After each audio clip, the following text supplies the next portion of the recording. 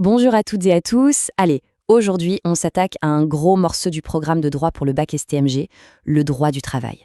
C'est un sujet qui est bien sûr super important pour l'examen, mais aussi et surtout pour la vie de tous les jours. Comprendre ça, c'est vraiment avoir des clés pour plus tard. On va voir que derrière tous ces mots, qui peuvent parfois faire un peu peur, eh bien la logique est en fait assez simple. L'objectif, c'est qu'à la fin de ce décryptage, on ait tous une vision bien claire, bien structurée, prête à être utilisée le jour J. D'ailleurs, ce qu'on va voir ensemble, ça correspond pile poil aux compétences attendues du programme officiel, de comment on qualifie une relation de travail jusqu'à comment on distingue les différentes ruptures de contrat. Tout y est, c'est notre feuille de route.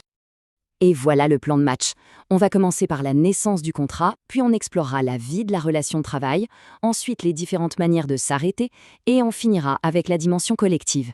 Alors c'est parti, on commence par la base. Comment tout ça naît ? Alors, rentrons dans le vif du sujet. Qu'est-ce qui fait qu'une relation de travail, c'est une relation de travail pour la loi? La réponse, elle tient en quelques éléments vraiment fondamentaux. La définition juridique, elle est super claire, et elle repose sur 3 piliers. 1. Une prestation de travail. 2. Une rémunération, un salaire quoi. Et 3. L'élément le plus important, celui qui fait toute la différence, la subordination. Sans ces 3-là, ce n'est pas un contrat de travail.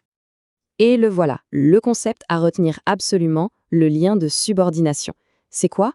C'est le pouvoir de l'employeur de donner des ordres, des directives et de contrôler comment le travail est fait. C'est vraiment ce critère qui est au cœur de tout. Regardez bien cette comparaison, elle résume parfaitement l'idée. D'un côté, le salarié, il est dirigé, d'accord, mais en échange, il est protégé par le droit du travail. De l'autre côté, l'indépendant, il est libre de s'organiser, mais il n'a pas cette protection. Et la clé pour faire la différence, c'est toujours ce fameux lien de subordination. Il y a 2 formes principales de contrat à connaître. Le CDI, c'est la norme, c'est la règle générale. Le CDD, lui, c'est l'exception. Son utilisation est très encadrée par la loi, justement pour éviter les abus, et il donne droit, à la fin, à une indemnité spéciale qu'on appelle souvent la prime de précarité. Ok, le contrat est signé. Maintenant, qu'est-ce qui se passe? Eh bien, ce n'est pas la jungle. C'est un jeu d'équilibre constant entre les pouvoirs de l'employeur et les droits du salarié. L'employeur, grâce au lien de subordination, il a en gros 3 casquettes. Le pouvoir de direction, pour organiser le travail au jour le jour. Le pouvoir réglementaire, pour fixer des règles générales pour tout le monde, par exemple dans le règlement intérieur. Et enfin, le pouvoir disciplinaire, pour sanctionner les fautes. Mais attention, ces pouvoirs ne sont pas illimités. Loin de là. Ils sont équilibrés par les libertés fondamentales du salarié. On ne laisse pas ses droits de citoyen à la porte de l'entreprise. La liberté d'expression, le respect de la vie privée, tout ça, c'est protégé. Et cet article du Code du travail, c'est la clé de tout cet équilibre. Concrètement, ça veut dire quoi? Qu'on peut demander à un commercial en contact avec la clientèle d'avoir une tenue correcte. C'est justifié et proportionné. Mais on ne pourrait pas lui imposer une couleur de cheveux précise. Voilà, c'est ça le principe. On passe maintenant à un moment clé et souvent un peu tendu, la fin du contrat de travail. Pour faire simple, il y a 3 grandes façons de se dire au revoir. Le premier chemin, le plus simple, c'est quand ça vient du salarié. C'est la démission.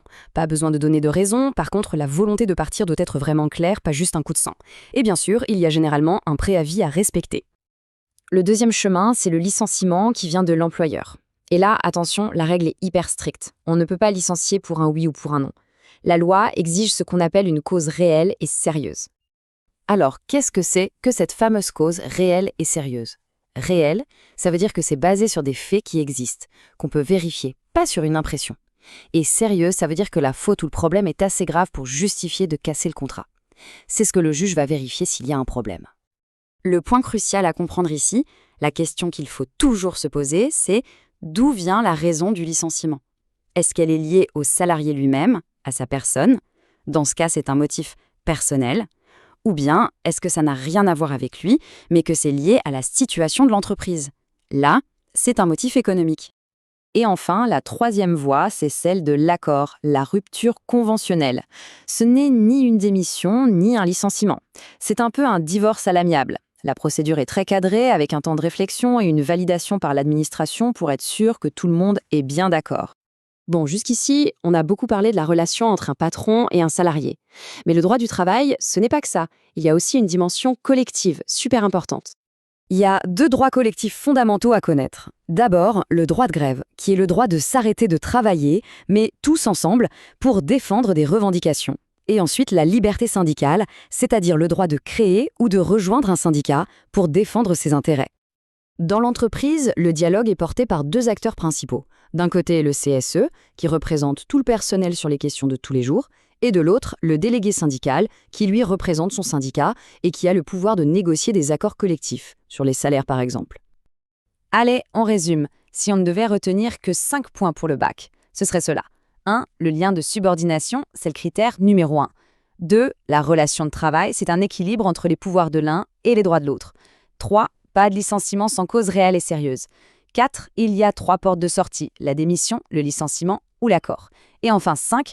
Ne jamais oublier la dimension collective, c'est vraiment la structure de base à avoir en tête. Et pour finir, une petite question pour ouvrir la réflexion. Le droit du travail, ça bouge tout le temps. Avec le télétravail qui explose, les nouvelles technologies, l'écologie, comment est-ce que toutes ces règles qu'on vient de voir vont évoluer? C'est tout le défi pour les années à venir. Merci de l'écoute et bonne révision.